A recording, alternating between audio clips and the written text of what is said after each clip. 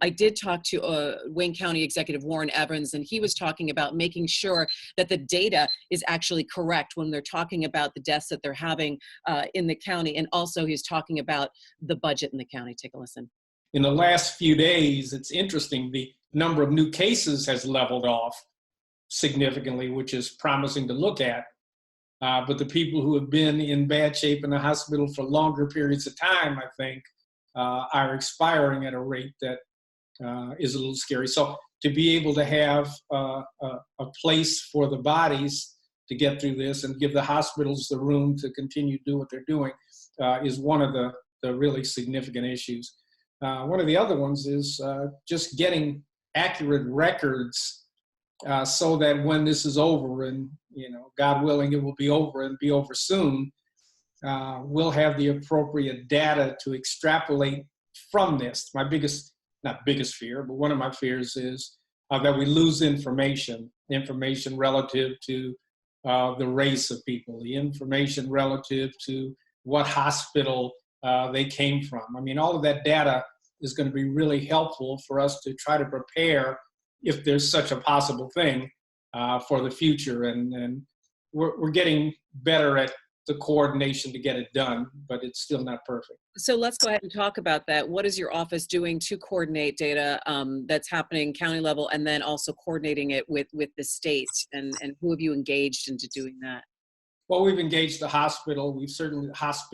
We've engaged our health department, and I brought in some data folks to help extrapolate information. What I noticed early on was we would see information like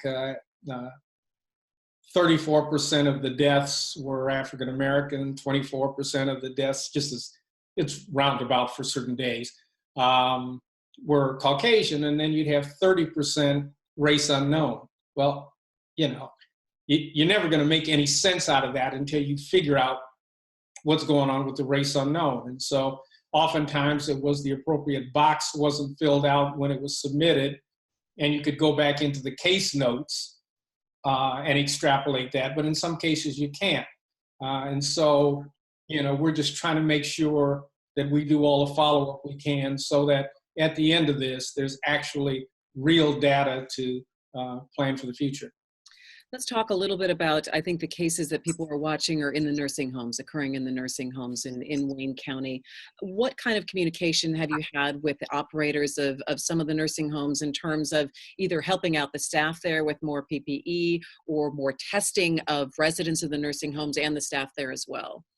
Well, both of those are things that emergency preparedness, for example, with Wayne County has worked towards trying to get the PPEs necessary for first responders and all of those folks. And you kind of go down a checklist. I mean, we really didn't have a checklist necessarily for nursing homes, but clearly when we have enough inventory and when we had enough, we want to share it with everybody that needs it. So, that's one of the things. The other is our health department kind of giving some case follow-up and to look at nursing homes and just what protocols they have in place. What do they have in place to see if there's some way that we can assist them with social distancing issues and other sorts of things to the extent we can. So we're trying, and we know they're trying also.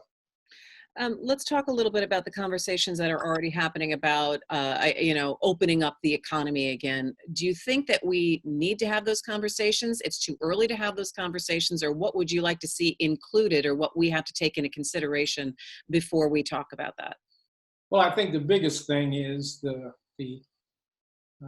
issue of, and whether people want to admit it or not, they're balancing the need to get the economy going with the safety of people. And I don't think that's a balance. I think the science tells you when businesses can reopen, and not, I'm certainly a strong advocate for helping businesses, and we've been committed in a number of ways to doing that. But the reality is if we open too quick and start to have the numbers go up again, actually the long-term impact on business is going to be more significant than if we just kind of bite the inside of our lip and hold on until the healthcare professionals can give us a sign about going forward, and then it has to be staged. And so we should be planning to reopen now.